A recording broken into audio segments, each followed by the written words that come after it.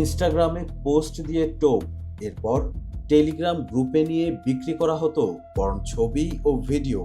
ঢাকার বসুন্ধরা থেকে এক নারী ইনফ্লুয়েন্সারকে গ্রেপ্তারের পর বেরিয়ে এসেছে অনলাইনে পর্ন কন্টেন্ট বিক্রির চাঞ্চল্যকর তথ্য।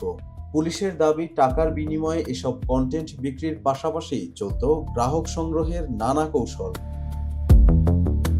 ইনস্টাগ্রামে পোস্টের সঙ্গে টেলিগ্রাম লিংকে ক্লিক করলেই সুমাইয়া সাঈদ অফিসিয়াল নামে একটি গ্রুপ।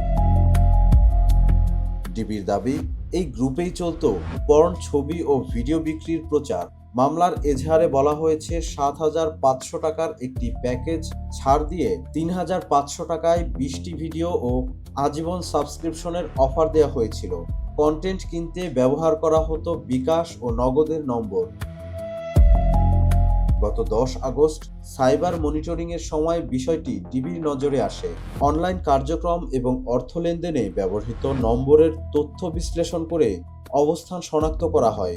পরদিন রাতে ঢাকার বসুন্ধরা আবাসিক এলাকার একটি ফ্ল্যাটে অভিযান চালায় ডিবি।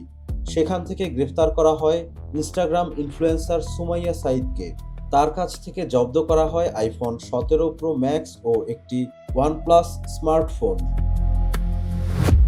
সুমাইয়াকে জিজ্ঞাসাবাদের পর বাড্ডার লিংক রোডে অভিযান চালিয়ে গ্রেপ্তার করা হয় তার সহযোগী খাজা সাকলাইন ফারুককে। তার কাছ থেকেও একটি স্মার্টফোন জব্দ করা হয়েছে। তবে মামলার সবচেয়ে চাঞ্চল্যকর অভিযোগ উঠেছে সুমাইয়ার বাবা মোহাম্মদ আবু সাঈদের বিরুদ্ধে। এজাহারে বলা হয়েছে, মেয়ের এই কর্মকাণ্ড সম্পর্কে জানতেন তিনি। অভিযোগ রয়েছে, মেয়েকে বাধা না দিয়ে তার উপার্জিত অর্থ গ্রহণ করে এই কর্মকাণ্ডে সহযোগিতা করেছেন বাবা। এ কারণে তাকে মামলার ৬ নম্বর আসামি করা হয়েছে। মামলায় সুমাইয়া ও সাকলাইন ছাড়াও সালমান, মাহতির মোহাম্মদ সিয়াম ও শাকির মাহমুদ সহ আরও কয়েকজনকে আসামি করা হয়েছে। পুলিশের দাবি, তারা একে অপরের যোগসাজশে মোবাইল ফোন ও ইন্টারনেট ব্যবহার করে পর্ন কন্টেন্ট তৈরি, প্রচার ও বিক্রির সঙ্গে জড়িত।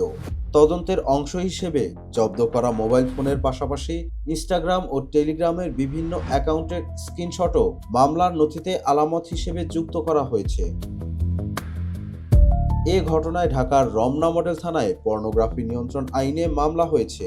এই চক্রের নেটওয়ার্ক, অর্থ লেনদেন এবং পলাতক আসামিদের বিষয়ে আরও তথ্য জানতে গ্রেপ্তার হওয়া ২ জনকে ৩ দিনের রিমান্ডে নেওয়ার আবেদন করেছে পুলিশ।